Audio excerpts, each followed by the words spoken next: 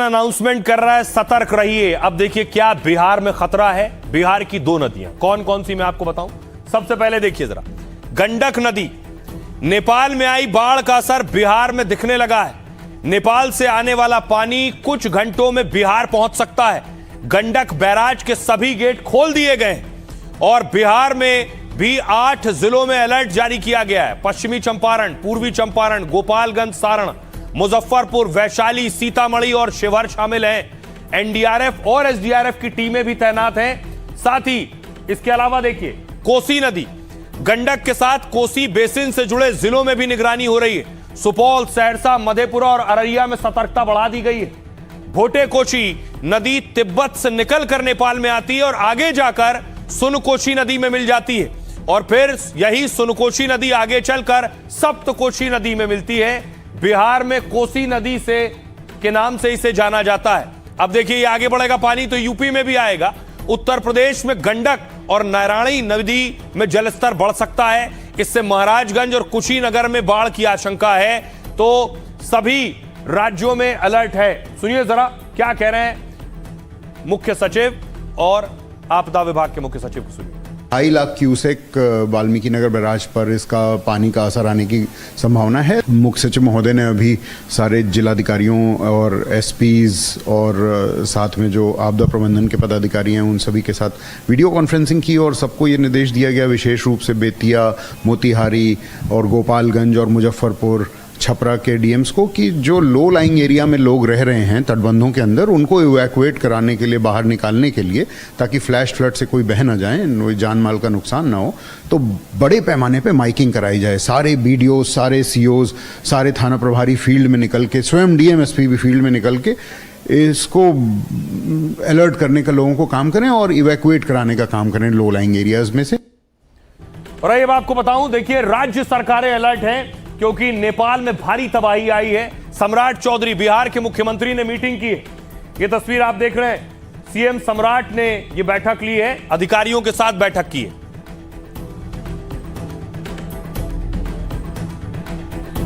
अब देखिए राज्य सरकारों की तैयारी क्या है। उनके राज्य तक ये बाढ़ का पानी अगर पहुंचेगा तो कैसे निपटना है। नेपाल में तबाही के बाद बिहार में हाई अलर्ट है। गृह मंत्री अमित शाह ने सीएम सम्राट चौधरी से बात की है। अमित शाह ने हर संभव मदद का भरोसा दिया है। एनडीआरएफ टीमों को तैयार कर दिया गया है। बिहार में आपदा प्रबंधन विभाग ने अलर्ट जारी किया है। कोसी, बागमती और गंडक के इलाकों में निगरानी बढ़ाई गई है। एनडीआरएफ, एसडीआरएफ की अतिरिक्त टीमें तैनात की जा रही हैं। गोपालगंज में एनडीआरएफ टीम भेजी जाएगी। मुजफ्फरपुर में टीम स्टैंड बाय रहेगी। बेतिया में करीब 2 घंटे में टीम की तैनाती की जाएगी। जरूरत पड़ने पर नाव, शेल्टर और सामुदायिक रसोई की व्यवस्था होगी। बिहार में हर साल नेपाल से आने वाली नदियों के कारण बाढ़ से तबाही होती है। यूपी में भी पूरी तैयारी है। नेपाल से सटे उत्तर प्रदेश के इलाकों में हाई अलर्ट जारी किया गया है। सीएम योगी आदित्यनाथ ने इसके निर्देश जारी किए हैं। योगी ने नेपाल में तबाही पर चिंता जताई। योगी ने भगवान पशुपतिनाथ से सभी के सकुशल होने की प्रार्थना की है। बाढ़ की आशंका को लेकर प्रशासन को पूरी तरह सतर्क रहने के यूपी में निर्देश दिए गए। प्रशासन को आवश्यक तैयारियां सुनिश्चित करने को कहा गया है। सुनिए जरा एनडीआरएफ कमांडेंट क्या कह रहे हैं। बहुत हाई अलर्ट पे है क्योंकि ये साधा जो सारा नीचे डाउनस्ट्रीम आता है ये गंडक को ही स्ट्राइक करेगा और वहां पे जो बैराजेस हैं, जैसे जैसे बैराजेस से पानी छूटेगा तो उसमें नीचे की स्थिति में बाढ़ आने का अंदेशा है। पूरा एडवाइजरी दे दिया था स्टेट गवर्नमेंट्स को कि इसमें बाढ़ आने का अंदेशा है। तो हमारी एडिशनल टीम्स भी तैयार हैं। जैसे जैसे जहां पे भी स्टेट गवर्नमेंट को लगेगा कि वहां पे एनडीआरएफ की जरूरत है तो एनडीआरएफ अपनी टीम डिप्लॉय करेगा। जो भी नाविक है, मछुआरे हैं, मवेशी वाले हैं, या खेतिहर जो भी हैं, सब लोगों को मना किया गया है कि आप लोग 48 घंटे तक निचले इलाके में नहीं जाएं, सावधानी पूर्वक रहें। और टोटल जो भी रिंग बांध है, रिंग बांध पे भी प्रशासन के द्वारा गश्ती बढ़ा दी गई है। जैसी सूचना प्राप्त है कि रात होते होते पानी गोपालगंज की सरहद में भी घुसेगा और इसीलिए हम समय रहते जिला प्रशासन सभी गांव वासियों को, पंचायत वासियों को सूचित कर रहा है कि निचले स्तर पे बांध के उस तरफ नहीं जाना है। जो 48 घंटे है वो बहुत सचेत रहने के लिए, घबराने की बात नहीं है। कोई भी ऐसा नहीं, इतना भी पानी नहीं आएगा कि पानी गाँव के अंदर घुस जाए, परंतु हाँ ये जरूर है कि पानी बहुत तेजी से आएगा, तो इसलिए अब खतरे वाली जगह पर नहीं जाना। कुछ निचले इलाकों में हो सकता है पानी थोड़ी देर के लिए आए फिर वो निकल जाएगा। तो इसमें हम लोग यही कर रहे हैं कि हम लोगों ने सभी जो क्षेत्रीय पदाधिकारी हैं सबको मोबिलाइज कर दिया है। सब लोग निचले इलाकों में जा रहे हैं, लोगों से अपील कर रहे हैं कि जब अगर पानी बढ़ता है तो वो लोग जो ऊंचे वाले इलाके में आ जाएंगे अपने, और जैसे ही पानी निकल जाएगा फिर आगे वो लोग वापस जा सकते। अत्यधिक मात्रा में जो है पानी आने की संभावना है, तो निचले इलाके में जो भी बसे हुए लोग हैं उनको जो है ऊंचे स्थान पे अपना कीमती सामान और पशु और स्वयं जो है अपने आप को विस्थापित करने हेतु जो है निर्देशित किया गया है। इसी क्रम में अभी जो है जायजा लिया जा रहा है कि कितना क्यूसेक पानी अभी वर्तमान में, और लगातार मॉनिटरिंग की जा रही है। अब सवाल यह है कि आखिर ये तबाही कैसे आई। बताया जा रहा है क्या ग्लेशियर के जरिए तबाही आई, ग्लेशियर फटा और सैलाब आया। देखिए कैसे ग्लेशियर फटते हैं। विशाल आकार के गतिशील बर्फ को ग्लेशियर कहते हैं। यह भारी बर्फ अपने वजन और गुरुत्वाकर्षण के कारण नीचे गिरती है। यह ठंडे इलाकों में कई सालों तक बर्फ के जमने से बनता है। नेपाल के रसुआ में 24 घंटे में 7 मिलीमीटर तक बारिश हुई, मतलब बारिश की वजह से अचानक बाढ़ नहीं आई। शक है कि तिब्बत में ग्लेशियर झील फटने से तबाही मची। झील फटने से अचानक पानी भोटेकाशी नदी में आ गया। भोटेकाशी बेसिन में 122 ग्लेशियर झीलें हैं। कौन सी झील फटी इसकी अभी पुष्टि नहीं हुई है। सैटेलाइट इमेज और तकनीकी जांच से पता लगाया जा रहा है। ग्लेशियर झील के सामने बर्फ, मिट्टी, पत्थर और मलबे जैसी संरचना होती है। यह प्राकृतिक बांध की तरह ग्लेशियर झील को रोके रहते हैं, लेकिन जैसे ही यह बांध कमजोर पड़ जाता है या टूट जाता है, झील का पानी अचानक नीचे की ओर बहने लगता है। इसे ही ग्लेशियर झील फटने से बाढ़ का आना कहते हैं। अब सुनिए, बिहार और उत्तर प्रदेश में भी अलर्ट है। क्या कह रहे हैं वहां के नेता और मंत्री। एकदम उस पर पूरी तरह हाई लेवल टीम गठन कर दिया गया है। चीफ सेक्रेटरी, डीजीपी इसको मॉनिटरिंग कर रहे हैं और तुरंत मैं भी इसको बैठक कर रहा हूँ। जरूरत पड़ा तो मैं स्वयं भी वाल्मीकि जाऊंगा। स्थिति तो थोड़ी कठिन है, लेकिन अभी का जो अनुमान है पानी आने का, वो हम लोगों के हिसाब से स्थिति को हम लोग नियंत्रण से बाहर नहीं जाने दें। 2.5-3 लाख आने की संभावना है। उस हिसाब से सतर्कता के सभी काम हम लोगों ने कर लिए हैं। जी हाँ, अभी हम बैठक कर रहे हैं, तो जो भी हमारी कोशिश रहेगी कि जल्द से जल्द हम बाढ़ अगर आए तो तुरंत हम उनको सहायता दें और जो भी जरूरतमंद है उनको उन तक हम पहुँचें। जिन राज्यों में या जिन क्षेत्रों में कहीं भी बाढ़ की स्थिति बनी है, पहले भी या जो अभी बनी हुई है, जैसे बिहार में बाढ़ की स्थिति बनी हुई है, या आगे भी कोई बाढ़ की चपेट में आएगा तो पूर्ण रूप से उसको सहयोग किया जाएगा। सभी क्षेत्रों में एनडीआरएफ की टीम तैयार है। उनको पता है कि प्रत्येक वर्ष ये चीज होता है, तो उसके रोकथाम के लिए आखिर सरकार कदम क्यों नहीं उठाती है। मतलब जब लोगों को परेशानी हो, आम जन को जब परेशानी प्रत्येक वर्ष उठाना पड़ता है, अगर सरकार थोड़ी तैयार रहे तो बाढ़ से पहले उनको दिक्कत नहीं होगा और उनको सुरक्षित स्थानों पे ले जाकर के और उनके रहने उनके जैसे बहुत सारे जो ग्रामीण है, गांव में अगर देखा जाता है तो उनके जानवर भी होते हैं, उनके भी शिफ्ट किया जा सकता है, लेकिन सरकार को इससे कोई लेना देना नहीं है। आइए खबरों में आगे बढ़ते हैं। आज की एक और खबर, सियासी खबरों की तरफ रुख करते हैं। यूपी टू बिहार, बहनों पर बरसे उपहार। रक्षाबंधन का मौका है। योगी आदित्यनाथ एक महिला सम्मान कार्यक्रम में आज पहुंचे थे। वो तस्वीर है, महिलाओं को सम्मानित किया। जरूरतों कृतज्ञ प्रणाम उन्हें समर्पित करें, अपने हृदय का उत्साह उन्हें दें। आपकी जरूरतों को बिना कहे जो सोचते हैं, समझते हैं, ऐसे माननीय मुख्यमंत्री महोदय, तालियों के आशीर्वाद की वर्षा कर दें आप उन पर। कृतज्ञ प्रणाम। योगी ने महिलाओं को रक्षाबंधन का गिफ्ट दिया और उसके बाद महिलाओं से मुखातिब हुए, महिलाओं से बातचीत की। हाँ, नमस्ते। क्या नाम है आपका? जी, मेरा नाम पुष्पा है। कहाँ घर है? उन्नाव से? जी। अच्छा, आपको देखिए आज से फ्री में बस सेवा सुविधा उपलब्ध करवा रहे हैं। जी, धन्यवाद। ठीक है ना? जी जी। कैसा लग रहा आपको? बहुत अच्छा, बहुत अच्छा। अच्छा लग रहा है? जी जी। तो यात्रा कर पाएंगे ना आप? जी। बहुत सुंदर, बधाई आपको, बहुत बहुत बधाई आपको और आपके पूरे परिवार को, सभी माताओं बहनों को भी बधाई। हाँ उषा जी, नमस्ते। नमस्ते।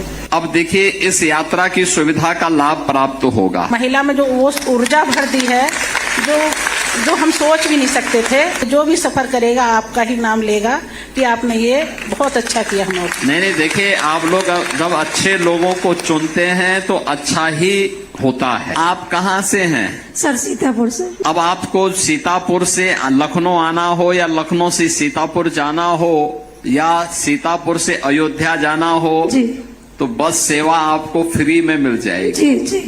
कैसा लग रहा है आपको? बहुत बहुत अच्छा लग रहा है। अब परिवार के आश्रित नहीं रहना पड़ेगा। बधाई आपको, बहुत बहुत बधाई।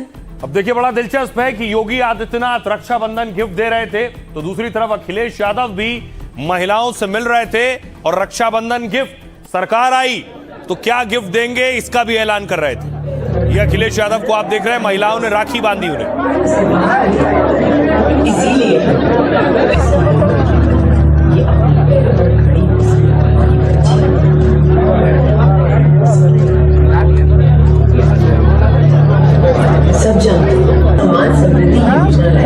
दूसरी तरफ देखिए, सभी सरकारें आगे रहना चाहती हैं, कोई पीछे नहीं रहना चाहती। सम्राट चौधरी, बिहार में सम्राट चौधरी ने भी राखी बंधवाई और तोहफे दिए। और आज उनके द्वारा हमारे माननीय मुख्यमंत्री महोदय को रक्षाबंधन के उपलक्ष्य में राखी बांधी जा रही है। पुलिस दीदी रीमा कुमारी और रुचि कुमारी। कार्यक्रम के उपरांत माननीय मुख्यमंत्री महोदय मोटरसाइकिल का लोकार्पण है माननीय मुख्यमंत्री महोदय द्वारा।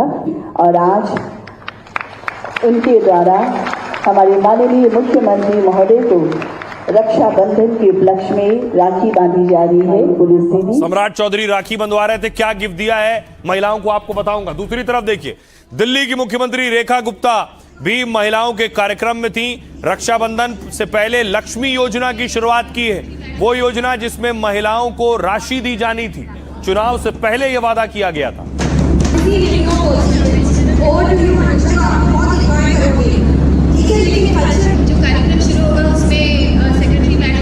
अब आइए आपको बताऊं, हर राज्य में रक्षाबंधन पर महिलाओं को क्या क्या तोहफा दिया जा रहा है, कौन सा गिफ्ट दिया जा रहा है। इसकी शुरुआत यूपी से करते हैं। 3 दिन के लिए महिलाओं को बस में यात्रा फ्री है। 900 सरकारी बसों में 27 से 29 अगस्त तक यात्रा फ्री है। महिलाओं के एक सहयोगी का सफर भी मुफ्त होगा। कामकाजी महिलाओं के लिए हर जिले में हॉस्टल बनेंगे। इसके अलावा दिल्ली में देखिए जरा क्या गिफ्ट है। रक्षाबंधन से पहले लक्ष्मी योजना की शुरुआत की गई है। हर पात्र महिला को 2500 रुपए महीना मिलेगा। 9 लाख से ज्यादा महिलाओं ने रजिस्ट्रेशन कराया है। इसके अलावा 56 लेडीज स्पेशल इलेक्ट्रिक बसें भी शुरू की गई हैं। कामकाजी महिलाओं के लिए 15 बस व्यस्त रूट में चल रही हैं। 13 कॉलेज और यूनिवर्सिटी वाले रूट में चल रही हैं। बिहार का गिफ्ट देखिए जरा, महिला पुलिस कर्मियों को 4700 स्कूटी की सौगात दी गई है। 2 दिन के लिए महिलाओं को बस में यात्रा फ्री। बिहार से डाक के जरिए राखी भेजने पर 10% छूट है। राजस्थान में देखिए, रोडवेज की बसों में महिलाओं को 2 दिन मुफ्त सफर। आंगनवाड़ी कार्यकर्ताओं और सहायिकाओं को खास तोहफा। रक्षाबंधन पर उनके खाते में सीधे 1100 रुपए भेजे गए। उत्तराखंड में देखिए गिफ्ट, 2 दिन के लिए महिलाओं को बस यात्रा फ्री मिलेगी। उत्तराखंड में वॉल्वो और एसी बस में भी सफर होगा। तमिलनाडु का तोहफा देखिए, महिलाओं को, गरीब महिलाओं को साल में 3 मुफ्त गैस सिलेंडर मिलेंगे। महिलाओं के लिए मुफ्त बस यात्रा का दायरा बढ़ाया गया है। 2 अक्टूबर से हाईटेक डीलक्स बस में भी फ्री सफर होगा। एक जिले से दूसरे जिले का सफर भी अब फ्री होगा। इस ऐलान से 25 लाख महिलाओं को फायदा होगा। तो अलग अलग राज्यों ने गिफ्ट दिया है महिलाओं को रक्षाबंधन पर। सुनिए क्या कह रहे हैं सीएम। आपका किराया अब हम लोग देंगे, सरकार आपका किराया भरेगी। कल से लेकर यानी 27, 28 और 29 को तो हर बेटी, हर बहन, हर माता अपने एक सह यात्री के साथ उत्तर प्रदेश परिवहन निगम की बस में या सिटी बस की सेवा में निःशुल्क यात्रा कर लेगी। 29 के बाद 60 साल से ऊपर की माताओं के लिए बस यात्रा आईडी कार्ड उनका प्राप्त होने पर, वोटर आईडी कार्ड हो या आधार कार्ड हो, उस आधार पर फ्री में वो यात्रा रहेगी। दिल्ली की बहनों को 2500 रुपए देना हमारा संकल्प है। तो आज ये दिल्ली लक्ष्मी योजना को वास्तविक रूप में जनता तक पहुंचाने के इस दिन पर मैं दिल्ली की बहनों को खुश देखकर बहुत खुश हूँ। 1 सितंबर को उनके खाते में जो पिछले माह का अगस्त माह का पैसा है वो आ जाएगा। बिहार में महिलाओं की सुरक्षा को और मजबूत करना। आज देश में पहला बिहार है जिस बिहार में लगभग 40,000 की संख्या में महिला पुलिस बल है। इस देश में कोई दूसरा राज्य नहीं है, सिर्फ बिहार है। अब एक और बड़ी चीज यह है, बेशक महिलाओं को रक्षाबंधन गिफ्ट है, लेकिन जहन में सियासतदानों के चुनाव भी होता है। यही वजह है कि कोई पीछे नहीं है महिलाओं को लुभाने में। सबसे पहले देखिए, महिलाओं के लिए योगी आदित्यनाथ ने झंडी दिखाई और फ्री बस सेवा शुरू की है।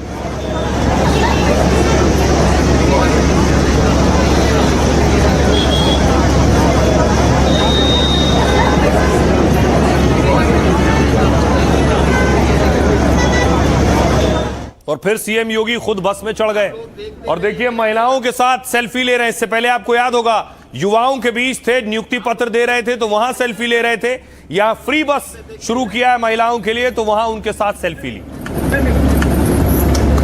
आप लोग देखते रहिए हैं, इधर अपने अपने हिस्से देखिए। आप लोग देखते रहिए हैं, इधर अपने अपने हिस्से देखिए। आप लोग देखते। अब देखिए जरा, सभी को चाहिए आधी आबादी का वोट, इसलिए उनके लिए तोहफों की भरमार है। क्या है गिफ्ट?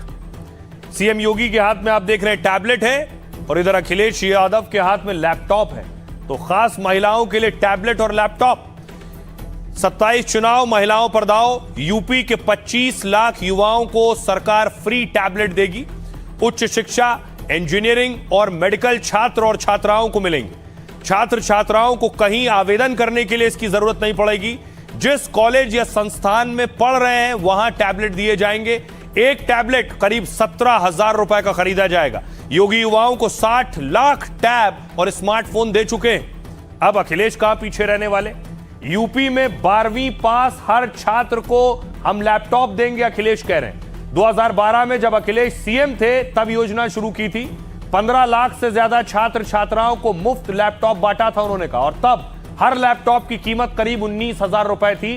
तो अखिलेश लैपटॉप का वादा कर रहे हैं। योगी आदित्यनाथ के बगल में देखिए स्कूटी है। वो कह रहे हैं महिलाओं बेटियों की शिक्षा सफर पर बड़ा ऐलान है उनका। ग्रेजुएशन कर रही 50,000 छात्राओं को स्कूटी देंगे। पेट्रोल स्कूटी की कीमत 70,000 से 1 लाख रुपए के बीच होगी। स्कूटी का बीमा, हेलमेट और 4 लीटर पेट्रोल भी फ्री मिलेगा। तो अखिलेश कहां पीछे रहते? अखिलेश ने कहा हमारी सरकार कॉलेज के छात्रों को फ्री मेट्रो कार्ड देगी। सपा सरकार में पहले भी साइकिल दी जाती थी, दोबारा सरकार बनी तो फिर से साइकिल देंगे। अब साइकिल से आगे बस तक बात आ गई। योगी ने ऐलान किया, बस खड़ी है पीछे। यूपी में बुजुर्ग महिलाओं को आज से सरकारी बस में यात्रा फ्री। 60 साल से ज्यादा उम्र की महिलाओं को किराया नहीं लगेगा। यूपी में 60 साल से अधिक उम्र की 1 करोड़ महिलाएं हैं। सोचिए, 1 करोड़ वोटर। हर दिन 90,000 से ज्यादा बुजुर्ग महिलाएं बस में सफर करेंगी।